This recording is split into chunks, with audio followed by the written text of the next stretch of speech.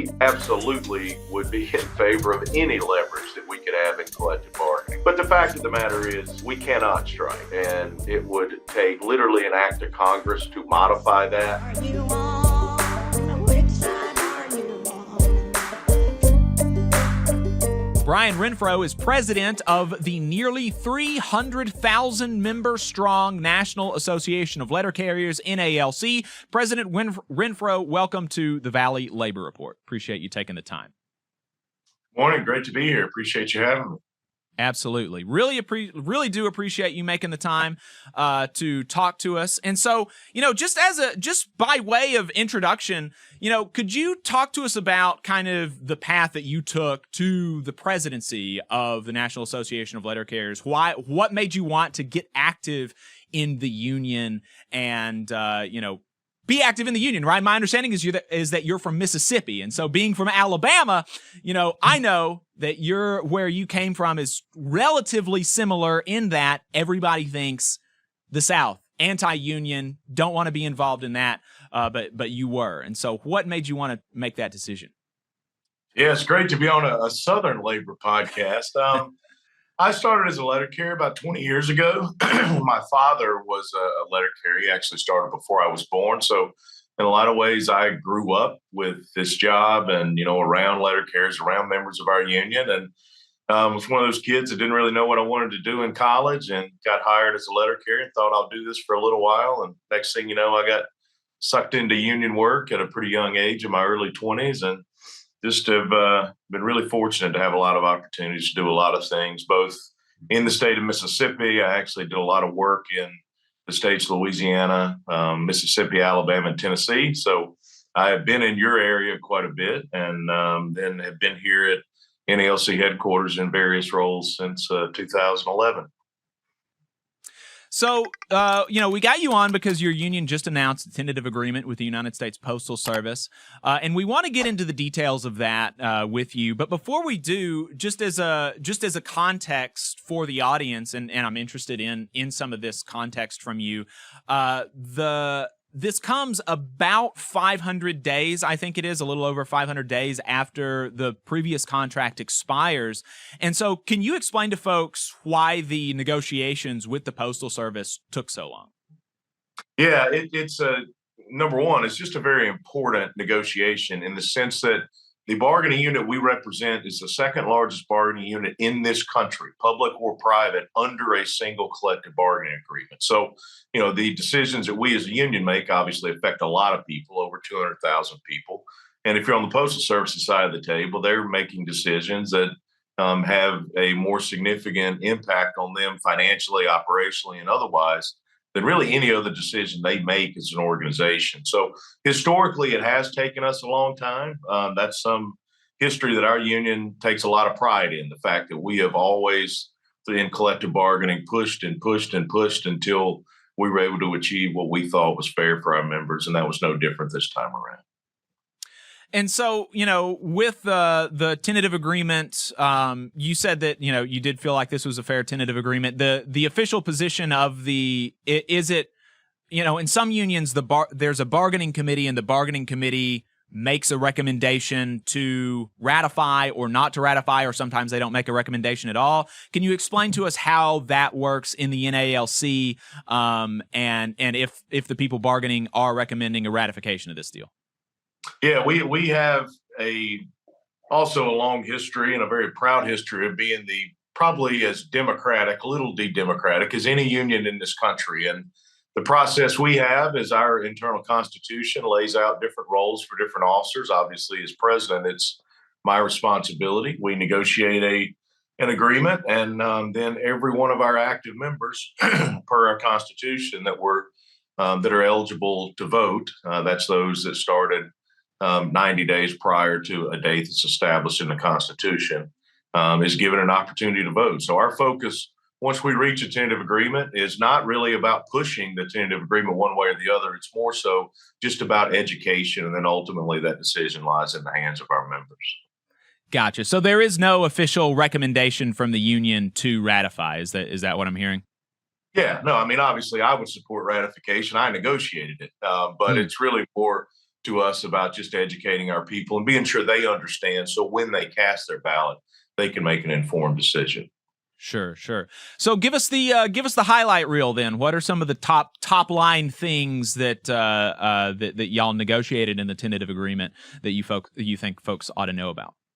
Yeah, there's a lot of stuff, but of course the most important thing is what impacts our members in terms of their wages and benefits. And we have traditionally had an economic structure that includes general wage increases. It includes a cost of living adjustment formula that has become increasingly rare, even in the labor movement. So we were able to negotiate general wage increases that we believe are fair. They exceed the general wage increases we have had in our last 3 collective bargaining agreements. We maintain that cost of living adjustment formula, which over the last few years has been maybe more so than any point in recent history, very important with what we've seen with inflation. We've had significant pay increases as a result the last few years. But then we also modified some things structurally that, in addition to those general increases and the cost of living adjustments, increased our top step pay. So letter carriers that get to the top step, which everyone eventually will, make more money. But we also modified it so that we significantly increased starting pay. And we also were able to shave off some of the, let's call them earlier steps, so that those that are hired, should this agreement be ratified going into the future, not only do they start at a higher rate of pay, but it takes them less time to reach top pay. And it's been decades since we have negotiated something that reduced the time it takes to get to top pay. And then there's a whole lot of things related to work rules and work hours and additional protections that we feel really good about. And so let's start with the wages, and you know, you said that you felt like these were fair, and you know, like you said, it's up to the members to decide whether ultimately they'll have the decision on whether or not they think it's fair. But I have to say, like, on its face, it did seem to me low, you know, in the context that we were in, right? You know, I mean, Boeing machinists in the Pacific Northwest voted down a 35% general wage increase, and we'll be talking about that, you know, for listeners later in the program. The UAW last year got a 30% wage increase. Teamsters got a 30%. The ILA got 60%, and even traditional federal employees. I'm an AFGE member. You probably didn't know that, but you know, I'm a federal employee, a member of AFGE. 2023, we got a 4.6% annual raise. 2024. We got a 5.4% annual raise, and we're looking at a 2% annual raise in 2025. And when that announcement came out, you know, AFGE, which is, you know, obviously pretty friendly with Democrats and Biden, said in a statement, quote, that they were extremely disappointed and called the raise, quote, paltry. And so my understanding, and you can correct me if I'm wrong, that the general wage increase each year for the NALC members is 1.3% per year. And so, like, I'm just curious, even from a USPS management perspective, right? Why wasn't management willing to, and even like with the staff, you know, I talk to NALC members. I'm part of my labor council, and I hear folks about hear from NALC folks about staff shortages. Seems to me like if I was Postal Service management, I would be begging for like significantly higher raises than that. So why do you think it was that management wasn't willing to go further? Well, I think what you have to look at is not just that general wage increase. That's only one piece of the economic increase. I talked a little bit about the restructure of the pay scale. And when you add in everything that we negotiate economically, general increases, what we know has already taken place in terms of the cost of living, what we project based on the Congressional Budget Office's inflation projections, which are usually kind of conservative, but what we project going forward, as well as the restructure of the pay scale and the step increases that are also something we negotiate. With what we can project through November of 2026, those at top step will receive a pay increase of about 11.5%. And then as you work back through our pay schedule, it gradually increases on average by about 0.5%, all the way up to those that are early in their career. They should receive a pay increase of around 25%. So the 1.3% is a single piece of it, but in terms of the way we structure things economically compared to what a lot of our brothers and sisters in the private sector, who unions were very close to, were very involved in, you know, the AFL-CIO, you have to look at the overall wage increase. And we think the overall wage increase, you know, ranging at that top step for those that would be making somewhere in the $83,000 to $84,000 range, and you work back is fairly distributed, and that those that make the least money get the largest percentage increases, and that gradually changes as you progress throughout the pay scale. And so that 25% at the bottom of the scale, that includes, or does that include the steps that they would already be making? You know, so I'm a federal employee, so I'm familiar with steps, right? You know, whether in 2025 we get this 2% general wage increase or not, right? I have a step that's scheduled. I'm scheduled to go from step 3 to step 4, right? And so I'm going to get that like regardless. Is that included when you have that 25% number for the folks at the bottom? Yeah, it's included, but I think a little different than what we see on the GS scales and what you deal with as a government employee is that it's something we negotiate. It's not based on what the rest of the federal government does. It's language that is explicitly written in the article of our agreement that covers wages and is, of course, a topic of conversation in every round of collective bargaining. So what I talked about when we modified the pay schedule to do at top step what we did, to do what we did in the earlier steps, that all includes the entire structure of step increases, where people start, where people end, and continuing to progress through those steps. So all of that is part of the negotiation. Right. And I did see that the progression stuff where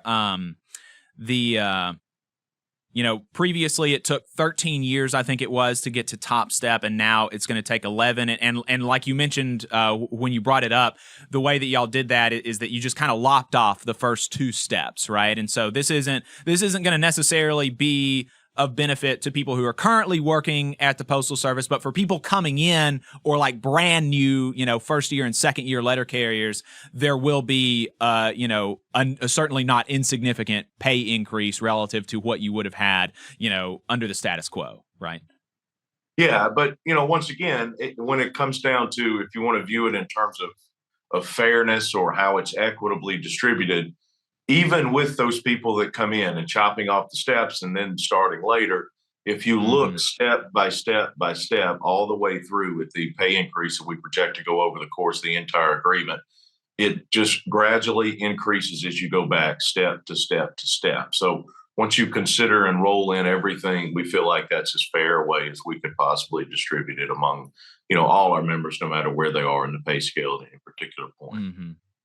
Was there any attempt at the bargaining table, and some of these, conversations are kind of confidential, so, you can tell me what you can, but, progression is something that has been not as much a topic of conversation as like 2-tier, and I'm interested in, the city carriers have some 2-tier stuff as well. There's a table 1 and table 2 for career carriers, and then there's the city carrier assistants, which are even lower. And I'm interested in what the contract did for kind of all of those issues. But staying on the progression, the UAW brought their progression from 8 to 3 years in their recent contract. And obviously, lopping off the first 2 years of a progression is definitely improvement. But was there no ability from the management of the Postal Service to make more movement on that than maintaining it 11 years?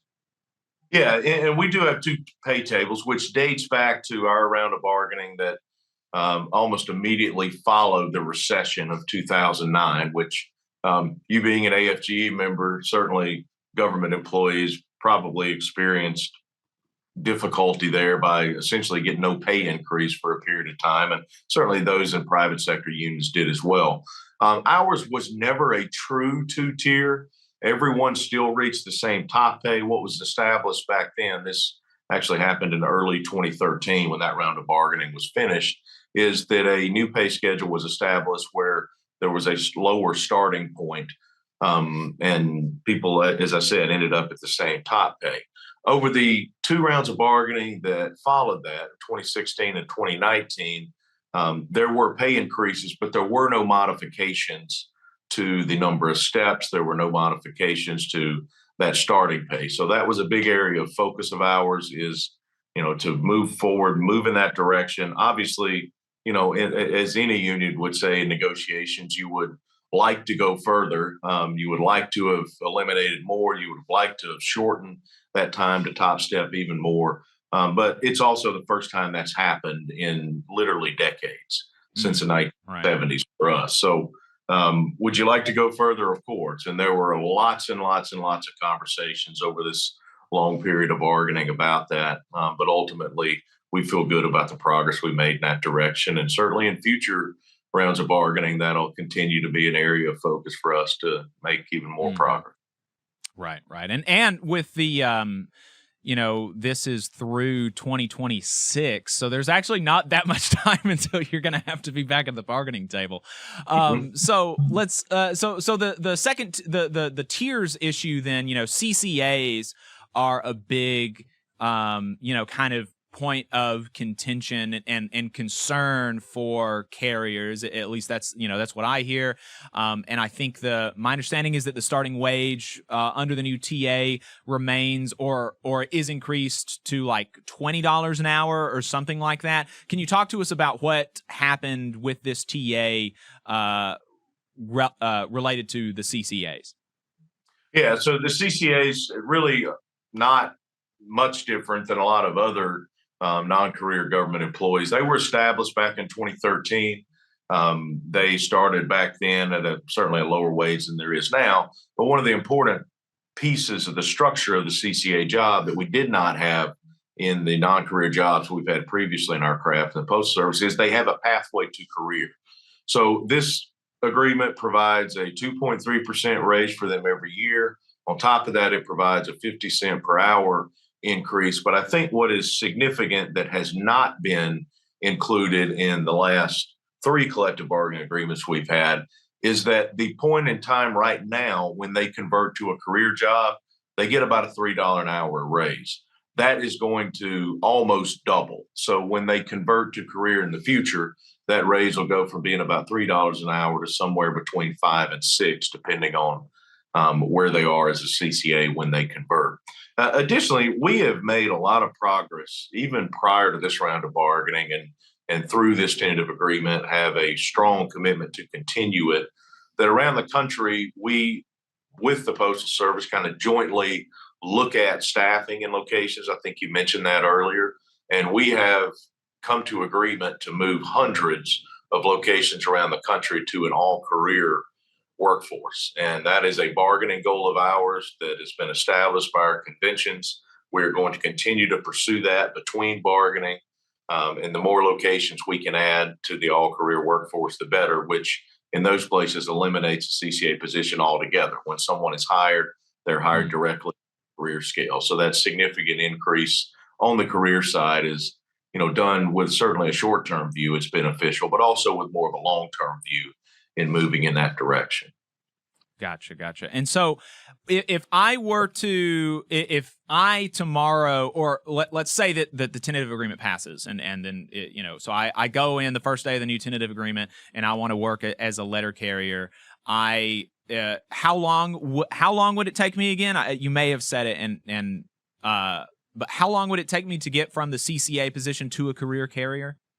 So the maximum amount of time is 24 months. Okay. But we have a process in place that when a vacancy comes up, there's sort of a pecking order that maintains a balance of allowing career employees to transfer from one location to the other, but also converting CCAs to career status. So the absolute longest it takes is 2 years, but in most places, it does not take 2 years. It just is all dependent when vacancies come up in the location where they work. But the absolute maximum is 2 years. Gotcha. You mentioned work rules and stuff like that in the TA, and letter carriers that I've talked to have told me that the Postal Service is really trying to do everything that they can to push people out of the office, to do more of the work on the streets. Particularly in the summer months, there's the concern about heat. I know that we've had UPS employees die of heat stroke. I can't recall at this moment if there have been any letter carriers dying of heat stroke or related things. It seems like they have. But so especially in the summer months, doing things in the office can be part of a safety issue. And so portions of letter carrier work, just for the audience, such as like collecting their scanners, collecting their mail and stuff like that, is done in the office. Again, where they're safer, there's less risk of heat stroke and things like that. And previously, my understanding is that they had a minimum of 33 minutes that was in the office that's protected. That like they can't, management can't put them out of the office for at least these 33 minutes. They got that guaranteed. And it seems like one of the new portions of the TA reduces that to 20 minutes. And they're going to have to perform some of the work that they previously did in the office on the street. And so, I'm interested in how that happened at the bargaining table. Was there something, really worthwhile that the union got in return? And just your general thoughts on that MOU. Yeah, so it's a very nuanced issue, and I'll attempt to be as concise as I can in explaining it. We have what would to a third party, so to speak, a very complicated system of evaluating our work, and it's not a system that evaluates our work on a daily basis. It's a system that evaluates our work just solely for the purpose of making adjustments to it. So we structure our assignments to try to have an 8-hour day on an average day. You're absolutely right in that the amount of work we do inside in the office preparing mail versus the amount of time we spend on the street delivering mail has shifted over the years. But that is primarily, if not almost entirely, due to the fact that the mail mix has changed. We do not do much work in the office to do with parcels. We have far less mail to handle in terms of letters. It's just a shift. Things have changed. Also, automation years ago, there's more mail that we take directly to the street. So there's just simply less mail for us to handle than there was maybe 20, 30 years ago when a lot of these systems were established. But a component of that evaluation is establishing what we call a standard. And that standard has to do with the time that letter carriers case mail, in other words, stick letters, flats into what we call a case, and then they pull it out in order. So it's in delivery order. Then we have a number of activities that we do that are not casing or pulling down mail that we measure, and we measure them by finding out what exactly they are, but there is minimum time values for each of those activities. Those time values that are minimums are reflective of the environment of many years ago. So there's a couple points that I want to make. Number one, when we look at all of our routes around the country, 140,000 of them, and we look at route adjustment processes, we've had 6 of them that we've agreed on with the Postal Service going all the way back to 2008. That standard office time has only been in play for just the evaluation on about a third of those. So 2/3 of those, this has and will have zero impact on.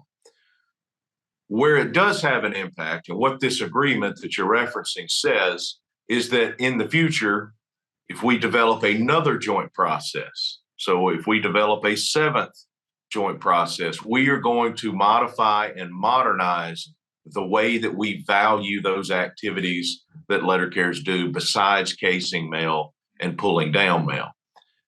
What is established in the MOU is that in whatever process we come up with, those minimum time values will not go below certain numbers for certain activities. They do not establish for any route now or in the future how much time any letter carrier is allotted to do work. It is simply that they will not go below certain numbers. The Postal Service has conducted studies, and they want to reduce those times even lower than what we bargained in this agreement. So it's essentially a protection of not going below. It only happens in a joint agreement that we come up with the Postal Service, and every single route will get the time they actually take. So if they take more time on a particular activity than what is allotted as a minimum, that is credited to the route. And that's the process that we have committed to in this agreement with them. Additionally, when we do not have an agreement, the Postal Service has a process that they conduct. It is part of our collective bargaining agreement. It's subject to our agreements arbitration procedure. This agreement has zero impact on that whatsoever. That's what's going on right now. We do not have a joint agreement. They are out there attempting to adjust our routes. Almost every time they violate our collective bargaining agreement, we do what our union does better than anybody else. We aggressively pursue that through the grievance procedure. So the agreement is only about what we develop in the future. And there's no better position to put a union in than a position where you have an agreement that will tell you what would be part of a joint process. It limits the Postal Service. And if it doesn't come to where we need the agreement to be, we don't agree to it, and it doesn't happen. Hey, 5 seconds. Just wanted to say that this is only possible because of our donors. If you want to see more of this, then consider donating yourself at tvlr.fm/donate. Another issue that letter carriers have told me about is mandatory overtime. I think that they are protected from being forced to do overtime over 12 hours in a day or 60 hours in a work week. Was any movement made in this TA on reducing the Postal Service's ability to mandate overtime? Yeah, well, with mandating overtime, there's rules that letter carriers have a lot of choices about what do you want to work overtime? Do you not want to work overtime? And then the Postal Service has obligations to work those that want to work overtime prior to working those that do not want to work overtime. In terms of the maximum work hours that you're talking about, this is something that's been a big problem for us in the past. Postal Service violates it. They work people past the maximum hours. We are very good in the grievance arbitration procedure. It results in, lots of money being distributed in terms of the remedies to the grievances. But ultimately, the letter carrier is the one that's harmed because they are worked beyond those work hours. And what we bargained here, we think, is a huge step forward. It is that these are the maximum hours. The letter carrier will have the ability, should this agreement be ratified, to clock out and go home, no matter what the manager says to them. The collective bargaining agreement will literally say they can terminate their tour duty when they reach these maximum hours and shall not be disciplined for doing so.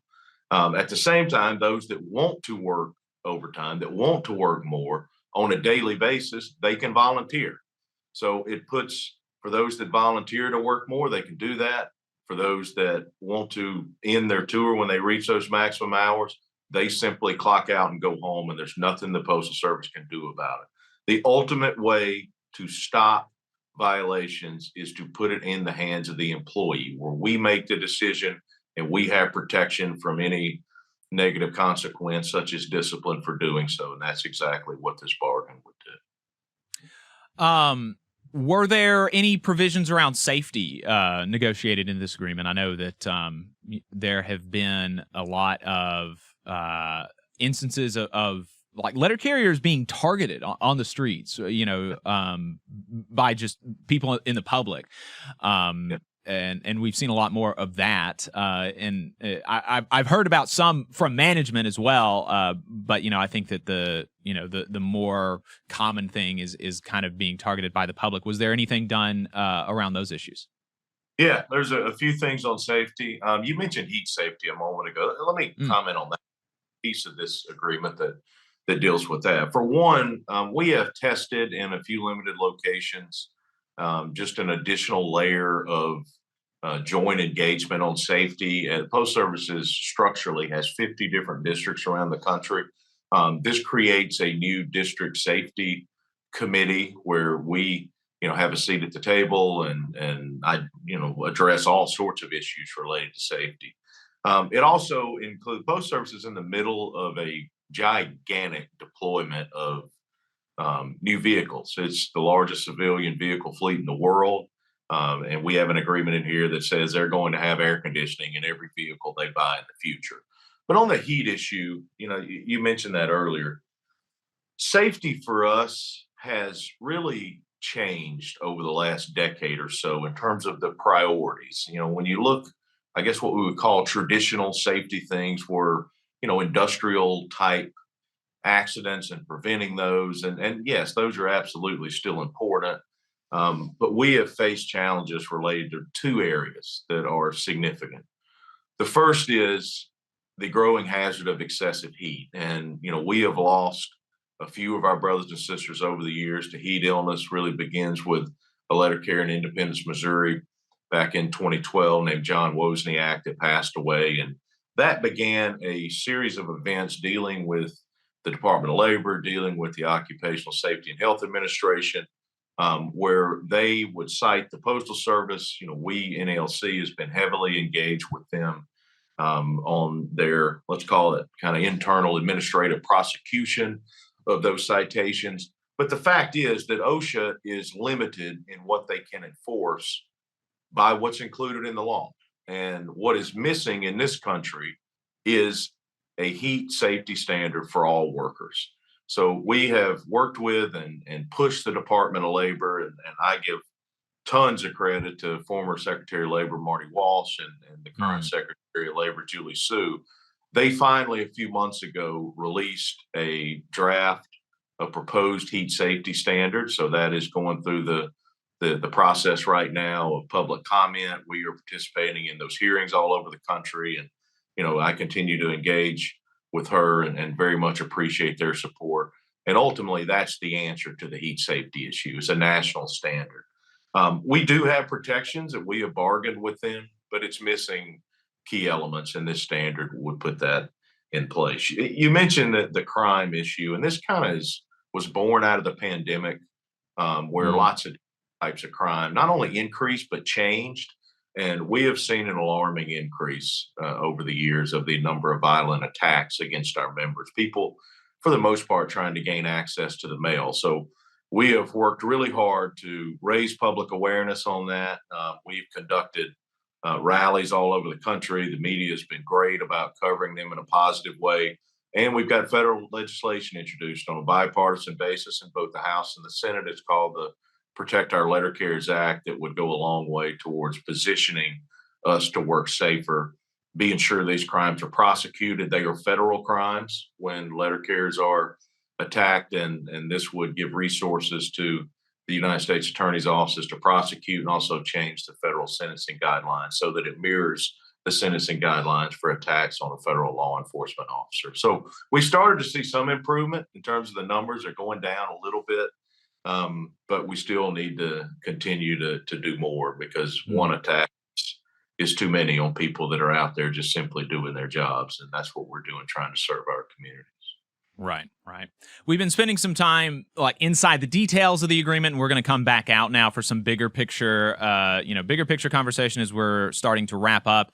Do you think that this tentative agreement is sufficient to address the staffing issues at the post office?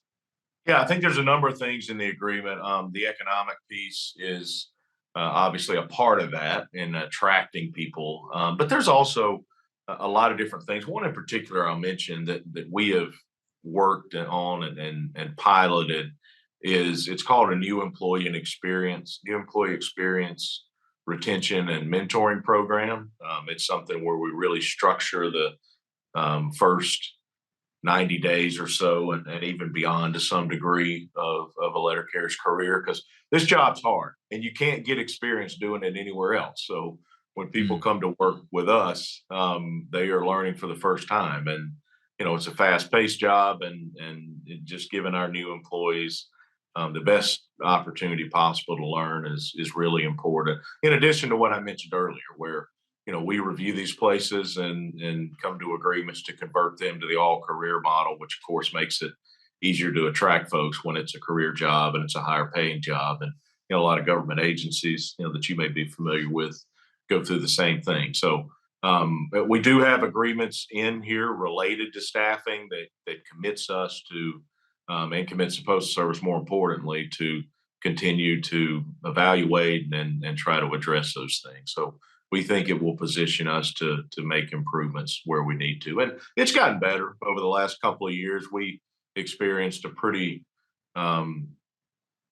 large, I'd say, widespread amount of difficulty following the height of the pandemic. But some of the things that we've done, as well as what we've seen in the larger economy, I think plays a part in it. It's improved, but we continue to try to address every single piece that we can identify out there, even if it's in some isolated locations, which we see in, the Aspen, Colorados, and the East End of Long Island, and places like that. So we will continue to use the processes we have. And, should this agreement be ratified, we feel like there are some pieces there that'll also help with that. How does the tentative agreement address noncompliance with previous grievance settlements?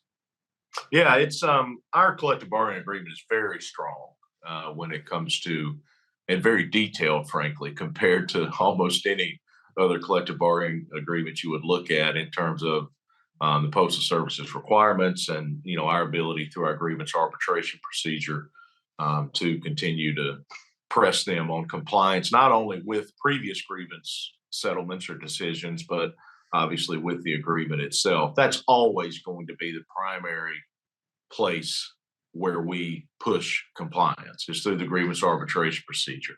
But it also includes a couple of additional avenues for us to address some more specific things. One is non-compliance in general and contract compliance in general through a task force we have called the City Delivery and Workplace Improvement Task Force.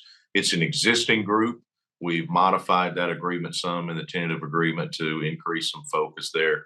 We also have I guess you could call it an existing agreement, though we've changed it so much that it is almost unrecognizable, but it's called the Joint Workplace Improvement Process. And while its primary intention is to be another avenue to address poor work environments where the climate's bad, and, in many cases that's driven by the behavior of a manager.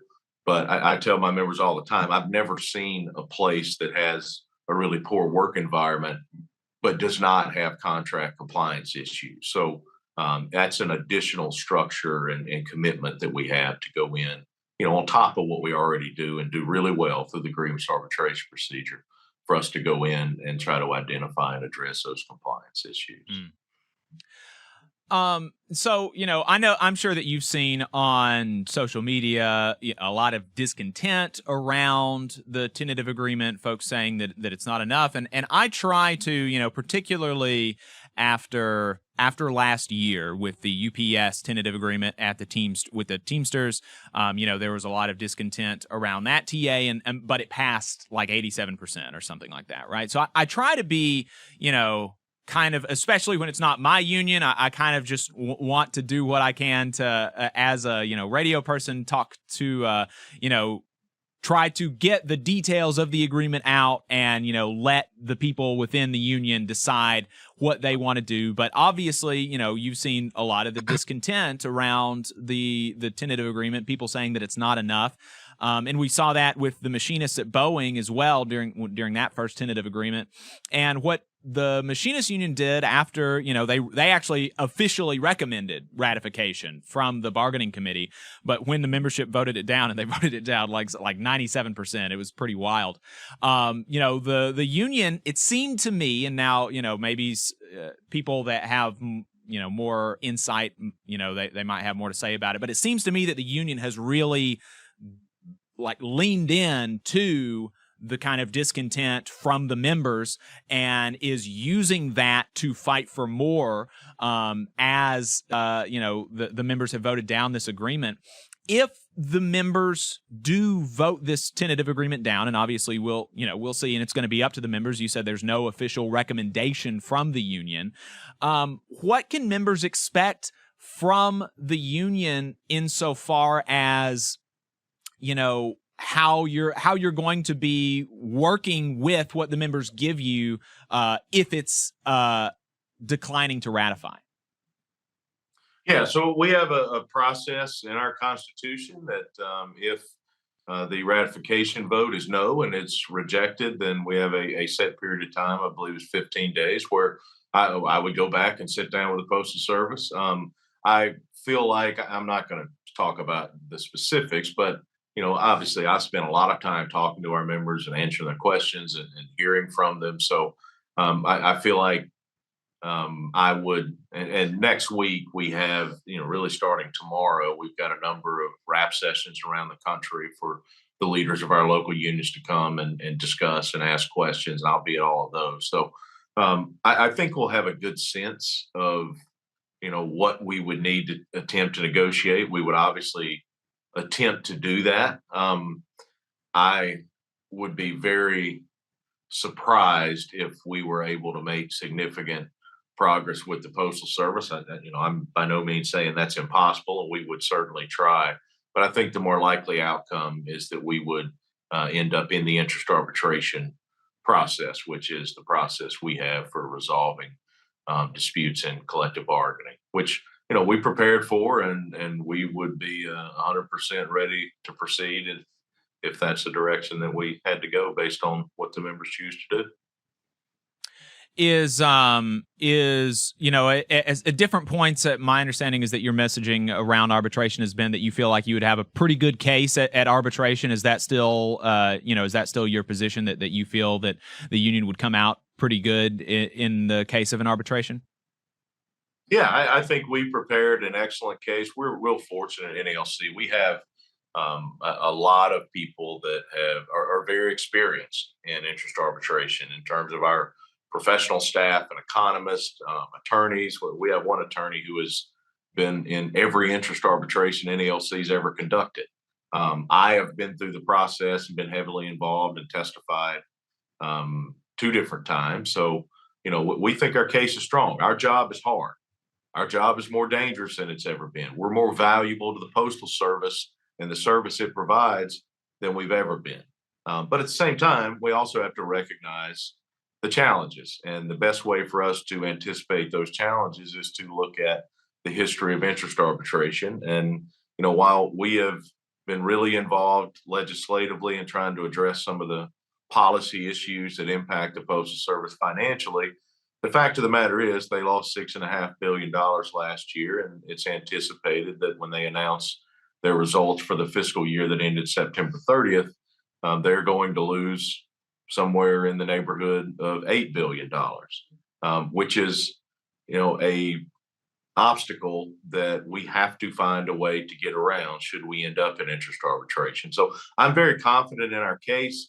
Obviously, I do not think, in my opinion, based on and the opinion of others that have been through this process many times and have a lot of expertise, that we would, in interest arbitration, be able to achieve anything significantly better than what is included in this tentative agreement. And also, it's inherent that when you go into that process, you take on risks, which is a reason I chose to finalize this tentative agreement, give our members the choice through ratification as opposed to proceeding to interest arbitration.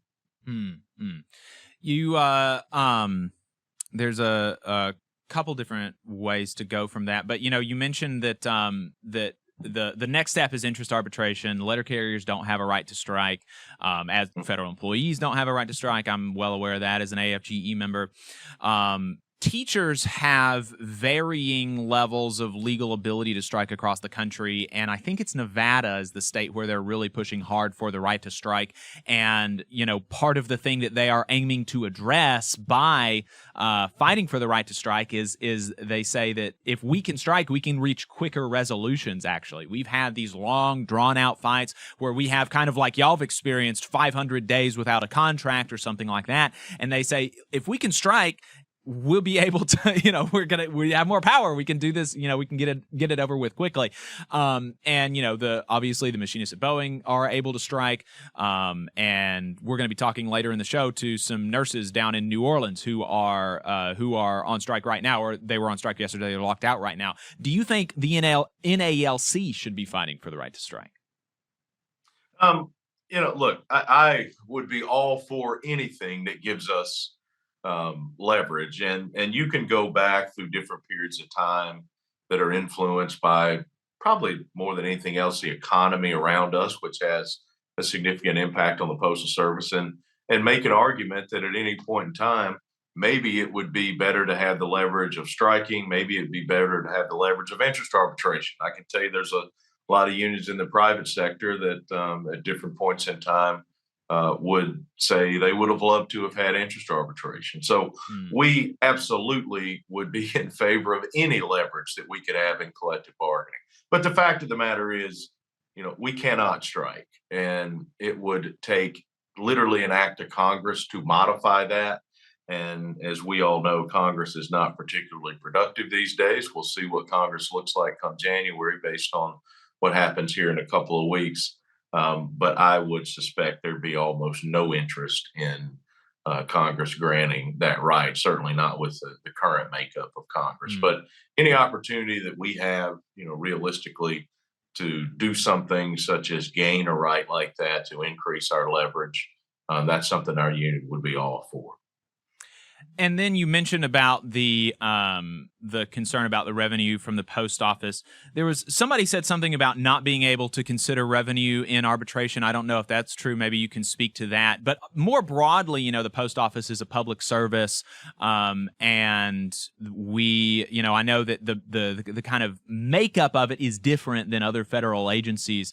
But you do very similar jobs to, like, let's say, Teamsters at UPS, the drivers, and they make, even with this tentative agreement, they'd be making, significantly more, unfortunately, than letter carriers. And so, is that something that, the revenue of the Postal Service, I'm curious, like, kind of philosophically, I guess, is that something that the union should be considering, or should the union be more concerned about, especially in this case where it's like a public service, should the union be pushing more on, our members do this, the market says it's kind of worth this, we can look at other jobs that are similar and we can say that it's worth this, and management and Congress should be the ones figuring out the revenue. They're the fancy business guys that are getting bigger raises than our members are getting, right? They figure it out. That's their job. They're fancy business people, right? I'm interested in your thoughts on that.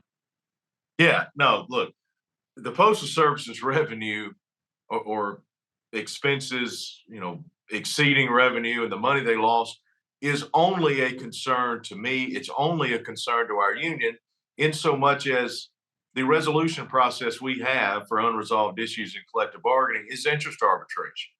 And to walk into interest arbitration with presenting an argument or the attitude that that your losses don't matter, when we know by 50-something years of history, that is going to be, number one, the primary argument the Postal Service makes, and number two, what the arbitrator is going to consider would simply be irresponsible. So it does not have any bearing on what we attempt to negotiate, how we attempt to negotiate, beyond the fact that it is simply a reality that is what the chair of the arbitration panel, should we end up going that direction, or had I chosen to go that direction, that they are going to consider.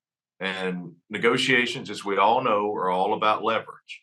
So if you take away the dollars and cents piece of it and just understand that you've got to know what the people you're negotiating with or facing in an arbitration setting are going to bring to the table, what their argument's going to be. You've then got to anticipate what the arbitrator, how they would receive that argument, how you are going to rebut that argument. And that's why when we look at our history of interest arbitration, we have always presented their financial situation from our viewpoint.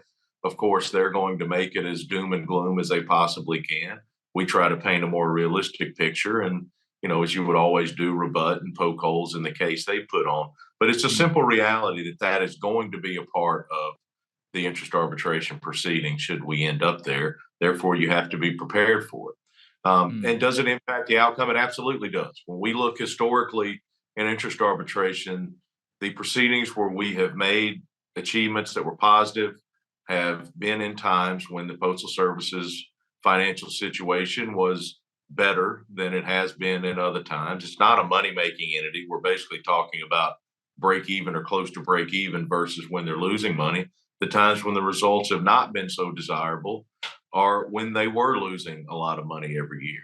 So it's a reality that cannot be avoided. And I think that it's important to recognize from a legal standpoint, what dictates our collective bargaining. And that is the 1970 Postal Reorganization Act. And part of that is how we should be paid. And that is a comparability to the private sector. For us, you mentioned the Teamsters and the UPS deal. That's an important piece. When we look historically at the comparison between our wages and the wages of UPS drivers, when there's been the largest gap, we have been in the low 80-something% of what their pay was. On the high end, the smallest gap, it's been in the high 80s, 87, 88%. We have a more valuable as federal employees benefit package than they do. So the total compensation is pretty similar. But the fact is, what we project here, and looking at November of 2026 and what we know their contract will be, our pay is going to be about 87.1% of top pay for a UPS driver, which is, in line with kind of the high end of it historically. And then, yes, the Postal Service is a public service, but the Postal Service is also an independent federal agency that does not receive taxpayer dollars, that operates based on revenue from postage and then their expenses. And there's a lot of government requirements. It's almost unfair. This is the argument we make on Capitol Hill all the time. And with the White House, it's unfair. You expect them to operate like a business, but you don't treat them like a business. You place financial constraints on them. So, the impact on bargaining, the environment it creates is aside from sort of the fundamental protection of our collective bargaining rights is, really the reason that we are extremely involved on Capitol Hill. And we passed a postal reform bill a couple of years ago, but there's a couple more things we need to do to be sure that these policy mistakes, as we view them, do not continue to negatively affect them financially, because, whether we like it or not, or agree with it or not, it has an impact on what we're able to achieve in collective bargaining. And just so that I make sure that I understand, they can consider revenue in arbitration. Yeah, they absolutely Gotcha. can have for 50-something years. Okay, gotcha. Appreciate that. Brian Renfroe, National President of the National Association of Letter Carriers. Appreciate your time. You've been very generous. Went about 20 minutes longer than we were anticipating, but appreciate your time. Thank you very much. No, great to be here, man. I appreciate the invitation and really enjoy your show when I have an opportunity to listen and watch it. And as I said, Southern guys doing labor podcast is really cool. So great to be on with you. Thank you much. I appreciate it. You just saw a clip from the Valley Labor Report. We are live every Saturday morning from 9:30 a.m. till 12:30 p.m. And we pride ourselves on keeping all of our content free to everybody so that we can talk to as many working folks as possible. If you support the work that we're doing, you think that it's important, you think that it's good, then consider making a monthly contribution to the project, and you can do that on our website, tvlr.fm.